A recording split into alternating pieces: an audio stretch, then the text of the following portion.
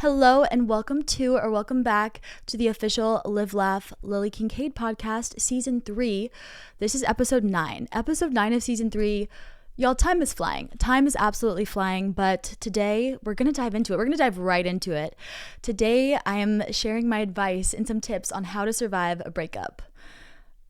Because I don't know what's in the air, but I'm not currently going through a breakup right now, but I have many friends. All of a sudden, it seemed like everybody was going through a breakup, just a shift and just kind of like everyone seems to be in a transition period right now. So this advice applies to, yes, a breakup, but also to, it could be maybe you're switching a new job. Maybe you are, leaving some toxic people, moving away to a new town. So these are just my tips and we're going to dive right into it because why not? Why not? I love you guys and I'm happy to be back. Okay. I also wanted to share, because you guys, I was reading these the other day and I had somebody say that they ordered 2 and they were reading them and they were going to give one to a friend. This is my book, the Live Laugh Lily Kincade book that I wrote, expanding on every topic in season 1.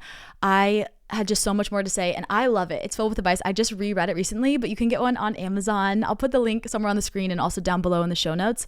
But it's paperback and hard copy.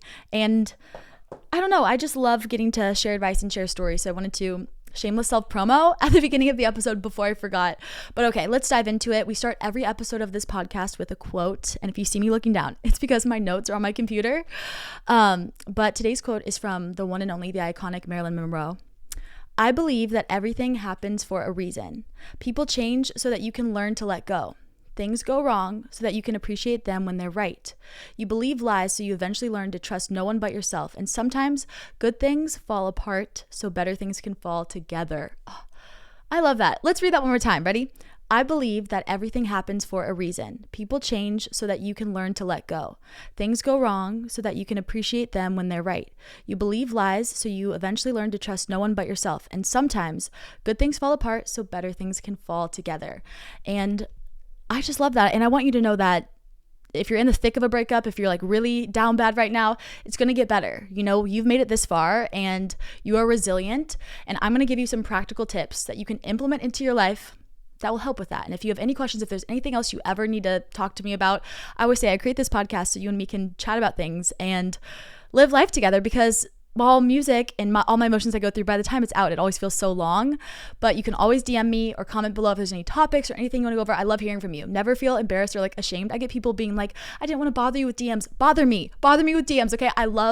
We're living life together. Okay. And now we're getting into it. I'm pulling up my notes. I have a whole list of things. So get a pen and paper or open your notes app or listen to this and rewind it later and come back. But here are my tips for surviving a breakup. And this is how you're going to survive a breakup. Number 1, no contact / also set strict boundaries, because there might be a situation where maybe you have to see your ex. Maybe your ex goes to the same school as you. Maybe you guys are in the same career. Maybe you guys work together. Maybe you guys have family friends. My number 1 advice is you need to be strategic and come up with a plan. When you are transitioning, if you're used to seeing this person all the time and having this emotional connection with them, it is going to just subconsciously bring up emotions if you have to see this person, or if you're still calling them, if you're still FaceTiming them.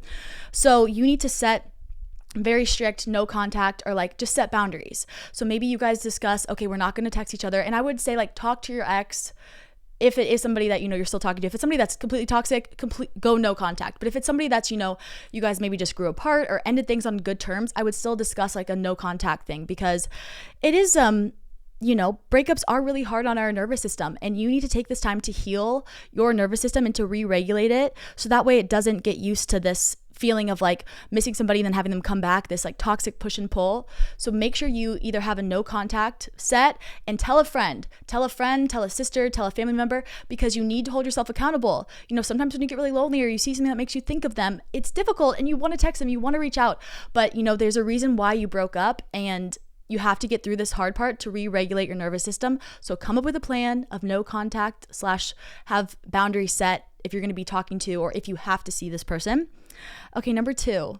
This one's kind of difficult because I'm such a nostalgic person, but number 2, remove visual reminders / you can keep them. You can keep photos on your phone, but if you have like your phone background, for example, if it's a picture of you and your ex, maybe change that. If you have, pictures of you guys around your house, if you have, photo booth strips, or if you have little notes from around your house, I'm not saying you necessarily have to throw them away right now, but move them, put them in your closet, put them underneath your bed, because if you're constantly seeing that every day, it is going to be a little hard. It could be silly as like if your ex got you a little keychain and it's on your keyring, and every time you drive and every time you're using your keys, you're seeing it, it's triggering something in you. I would say like just temporarily try to remove any objects, any photos, anything that makes your brain think of them, because we're trying to retrain our brain to get to like back to your baseline basically. So remove any objects, if there's any like just anything that reminds you of them, just temporarily put it in a box. Everybody has that box with all their cards and things. I do too. I keep everything. So put it away and, replace it. If you have photos of you and your friends, put those up. If you want to do a cute photo of your dog as your background, do that. But make sure you are just giving your brain time and space to reset. Okay, next, you're going to journal. I talk about journaling in every single podcast episode because it's that healing. I talk to all my friends and I've convinced a couple of them successfully, but I always am constantly like, journal. It will change your life, and it really will. So I want you to journal. I want you to have a journal. No one's going to see it but you. It doesn't need to be perfect. You can spell words wrong. You can have really messy handwriting. It doesn't matter, because it's for you to heal and to get out all of those ruminating thoughts inside of your brain. And I want you to just write out your feelings every day, either in the morning or right before you go to sleep. Or every time you miss this person, every time you miss your ex, every time you want to reach out to your ex, journal it all down. Write it down almost as if you were, writing a letter to them. Obviously, you're not sending it, but write everything out. I often really love sometimes to write out a letter to somebody if I'm really frustrated or mad or I miss them or I'm upset with them, and I will physically rip it up. There's something very special too about handwriting things. So yes, you could write this out in your notes app, but I highly recommend pen and paper, because when you physically are writing out these emotions, it helps you. Okay, all I'm saying is just trust me, and it will help you and help you process these emotions, if that makes sense. And it doesn't have to be a long time. It doesn't have to be poetic. It doesn't have to be perfect. You can do 5 minutes of journaling and it will dramatically change your life. Okay, up next, you need to get your hot girl walks on. You need to exercise. You need to not exercise to punish your body, but you need to move your body because it's going to make you feel good. There's so many studies, and there's even personal experience. Every time I walk, every time I'm like, oh, I don't want to go to the gym or I don't want to work out, even if I make myself do it, I always feel better. I never regret going for an extra walk, going for an extra hike, doing a 10-minute little at-home workout. It always makes me feel better. So even if you're really down bad, like Taylor Swift said, you can be down bad crying at the gym.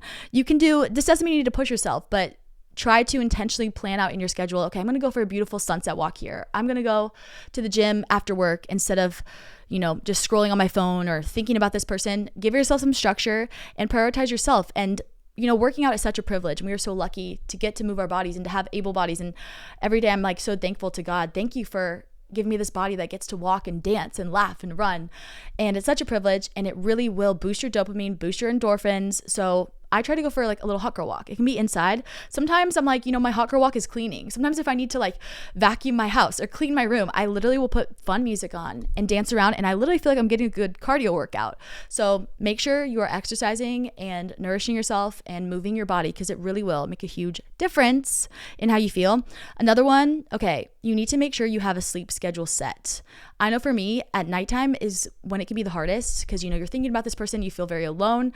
If you used to spend a lot of time with this person, or if you live with this person, it can be very weird to your nervous system. And our nervous system has to be regulated before we can fall asleep. When you have high spikes of stress or cortisol, that keeps you up. It's boosting your body and forcing you to stay awake.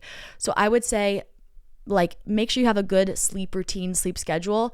I charge my phone in the bathroom now, so that way if I get a notification, I'm not tempted to look at it. You could also turn on do not disturb. I also recommend, having tea, having warm drinks. I always love making a tea, or you can do I love making a healthy hot chocolate before bed. Just something very soothing, light a candle, wear some cozy PJs, have a good sleep routine. Even if you're just going to lay in your bed awake because you're so, you're still feeling a lot and you can't fall asleep, that is better than scrolling on your phone or, going down these toxic cycles. So just nourish yourself and try to give yourself, I know it's difficult, but try to give yourself the best sleep routine that you possibly can. Okay, next is spend time with your friends. Spend time with your friends, okay?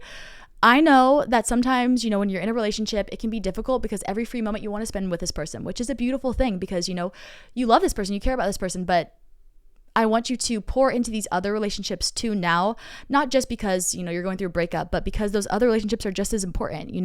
Your friends should be just as important as your significant other, and really, really, really show up for other people. Sometimes like if you're feeling a lot, it helps to go outward and like make somebody else feel loved, and it will really help. So spend time with your friends intentionally, go out dancing, schedule dinner, have them come over, watch a movie together. Like, never feel ashamed that you're feeling broken, even if you're the one who broke up with your ex.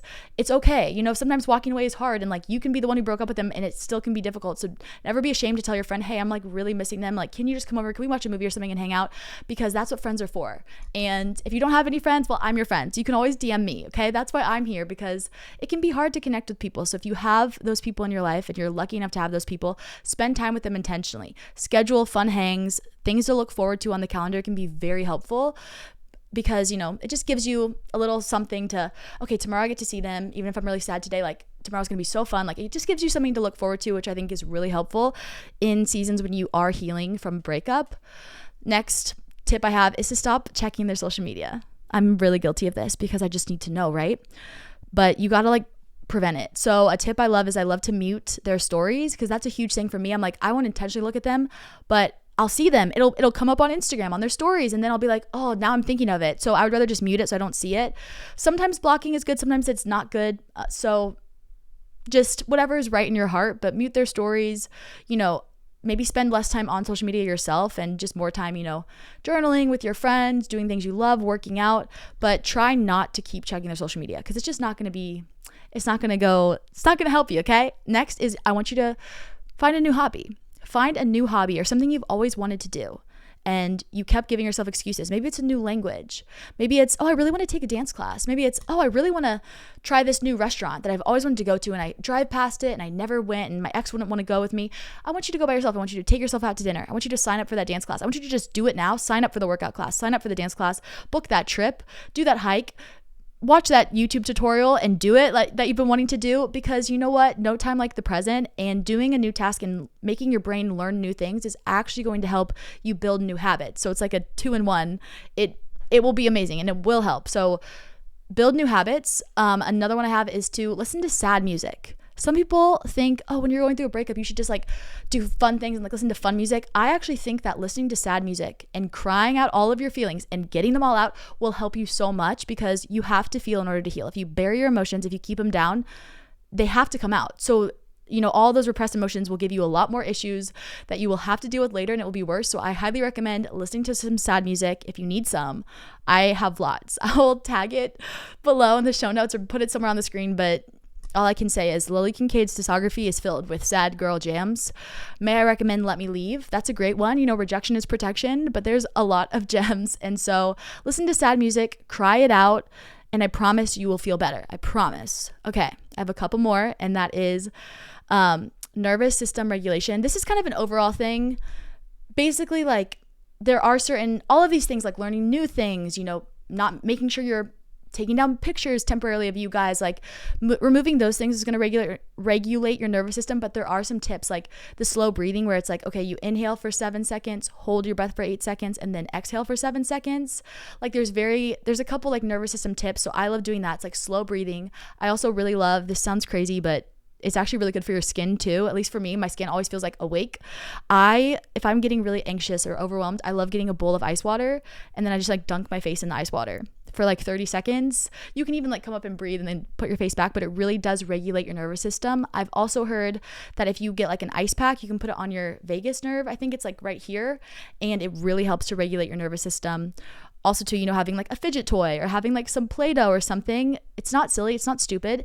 Regulating your nervous system is so important, and slowing down. So try those tips. You can always look on Pinterest or TikTok or, whatever to get more tips. But I really love just like slow breathing, intentional slow breathing. And I really love ice water, like putting my face in the ice water. It really does help me. So I just wanted to share those two because those really help me. And then last but not least, this is something I love doing, and it's called a reality list. our head is always going to play out, at least for me, my head's always playing out like, oh, well, what if this happens? What if they change? What if they come back? Like, I live for the hope of it all. What can I say? But the truth is, we don't live in fantasy land, and you can see someone's potential, but you know what? You can't date someone's potential. You can't marry someone's potential, because the world doesn't work like that. We live in reality. We don't live in the future. So unless that person physically has changed or they physically show you these things, you need to live in reality. And so I want you to make a list of like, in reality, here's the things that wouldn't work out. They want to live here and I want to live here. They don't want kids and I really want kids. They want to do this or they want to move here and I don't like that. Like, I want you to make a reality list and write it out, because sometimes it will help you just move on from it and appreciate it, because you know what? In the end, this is a beautiful thing and you are going to grow from it. I often, in the moment, I'm really sad, I'm really angry, right? And that's okay. I want you to feel your feelings. Like I said, feel them all. But I promise you're going to get through the season, and in a couple months, in a year, in 2 years, you're going to look back and be so thankful for all of these things that you went through, because in reality, it's like we can't hate our past. At least me, I have no regrets, because every single thing I've done and every experience, every heartbreak, every, high and every low has shaped me and has made me into the person I am today. So all in all, this is all going to work for you. You just have to choose to see it as that. Life is about perspective. I always say this. You can choose to see it as, oh, here's everything it's taking from me. Or you can say, what am I going to learn from this? What am I going to grow? What am I going to try now? What are the new things I'm going to incorporate into my life? And just want to know that I'm here for you guys if you're ever going through it. And yeah, those are my tips to survive a breakup, because you're going to survive this, like I said, and you'll get through it. I'm here for you, and I just love you guys so much. So thank you for watching. Don't forget to subscribe and give the podcast 5 stars if you're on Spotify. Also, too, if you have any specific topics you want me to cover, things you need advice on, you can comment down below, or you can DM me over on Instagram at lilykincade. You can always write to my PO box address as well. But I love you guys so much, and I will see you next Monday. Quickly, we have to do our affirmation that I say every single day and every single episode. This is from my 2nd grade teacher, Mrs. Goncher, who I love so much. And I just love this affirmation. And this is a good one too when you're going through a breakup. You know what? You're going to get through this because you're a problem solver. Okay. Today is a wonderful day. I'm confident because I am a problem solver. I always have options because I choose to be optimistic. Today I will learn something new, laugh, and make a difference in someone else's life. Love y'all so much, and I will see you next week.